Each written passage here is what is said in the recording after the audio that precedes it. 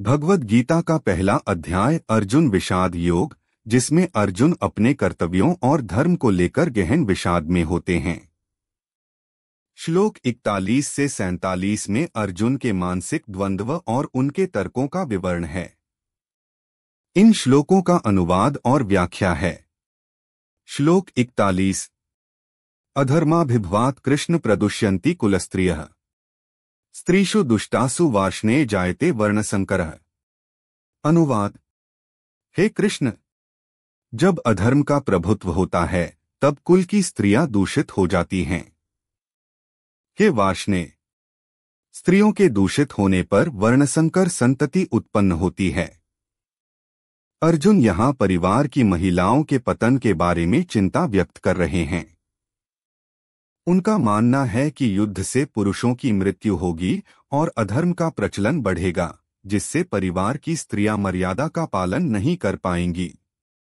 इस स्थिति में वर्णसंकर मिश्रित वर्ण संतति उत्पन्न होगी, जो सामाजिक और धार्मिक व्यवस्था को बिगाड़ देगी। श्लोक 42।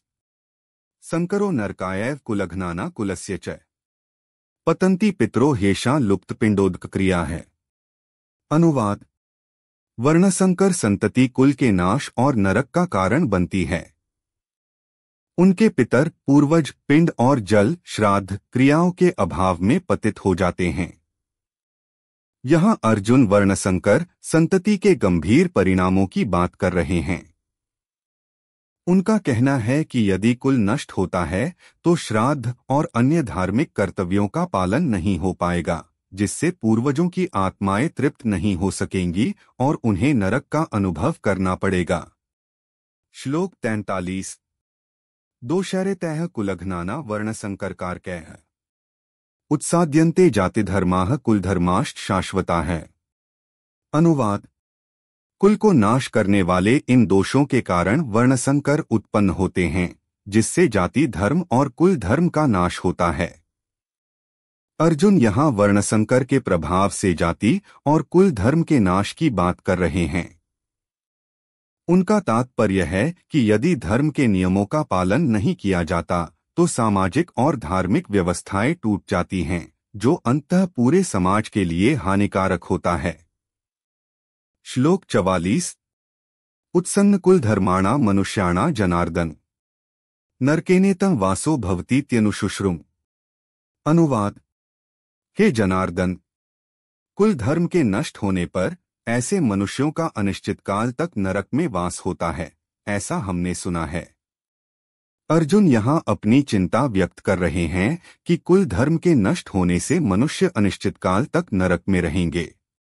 उन्होंने यह ज्ञान परंपरा से प्राप्त किया है और इसका उल्लेख कर वे युद्ध के दुष्परिणामों को रेखांकित कर रहे हैं। श्लोक 45। अहो बत महत् पापं कर्तुं व्यवसिता वयम् यद्राज्य सुख लोभेन हन्तु स्वजन्मुद्यता है। अनुवाद। अहो, हम कितने बड़े पाप करने का निश्चय कर रहे हैं, जो राज्य और सुख की लालसा में अपने स्वजनों को मारने के लिए उद्यत हो रहे हैं। अर्जुन को यहाँ इस बात का एहसास हो रहा है कि वे राज्य और भोग की लालसा में अपने ही स्वजनों को मारने के लिए तैयार हो रहे हैं, जो एक महापाप है। उनकी आत्मा इस विचार से विकल है। श्लोक 46। यदि माम प्रतीकारम शस्त्रं शस्त्रपाणयः धार्तराष्ट्रारणे हन्युस्तन्मे क्षिमतरं भवेत्। अनुवाद। यदि मुझे बिना प्रतिकार के, बिना शस्त्र के, शस्त्र धारण किए हुए धार्तराष्ट्र कौरव रणभूमि में मार डालें तो वह मेरे लिए अधिक श्रेयस्कर होगा। अर्जुन युद्ध से विमुख होकर कहते हैं कि अगर कौरव बिना किसी प्रतिकार के, बिना शस्त्र धारण किए हुए मुझे मार डालें तो वह मेरे लिए बेहतर होगा। इसका अर्थ है कि युद्ध से बचने का एक मार्ग चुनना उनके लिए अधिक स्वीकार्य है। श्लोक 47। एवमुक्त्वार्जुनः संख्ये रथोपस्थ उपाविशत् विसृज्य सशरं चापं शोक संविघ्नमानसः। अनुवाद।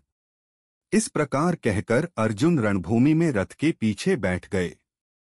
उन्होंने अपने शस्त्र और धनुष छोड़ दिए और शोक से व्यथित मन से बैठ गए। अर्जुन के इन विचारों से स्पष्ट है कि वे गहरे विषाद में हैं और युद्ध से बचना चाहते हैं। उन्होंने अपने शस्त्र छोड़ दिए और रथ के पीछे बैठ गए। यह उनके मानसिक और भावनात्मक संघर्ष को दर्शाता है। दार्शनिक व्याख्या। इन श्लोकों में अर्जुन का मानसिक संघर्ष और धर्म संकोच स्पष्ट रूप से प्रकट होता है। वे अपने कर्तव्यों और रिश्तों के बीच फंसे हुए हैं। अर्जुन की चिंता यह है कि युद्ध के परिणामस्वरूप कुल का विनाश, धार्मिक कर्तव्यों की अवहेलना और सामाजिक व्यवस्था का पतन होगा। इन श्लोकों में निहित दार्शनिक दृष्टिकोण यह है कि सही और गलत का निर्णय करना कई बार व्यक्तिगत और सामाजिक दृष्टिकोण से जटिल हो सकता है।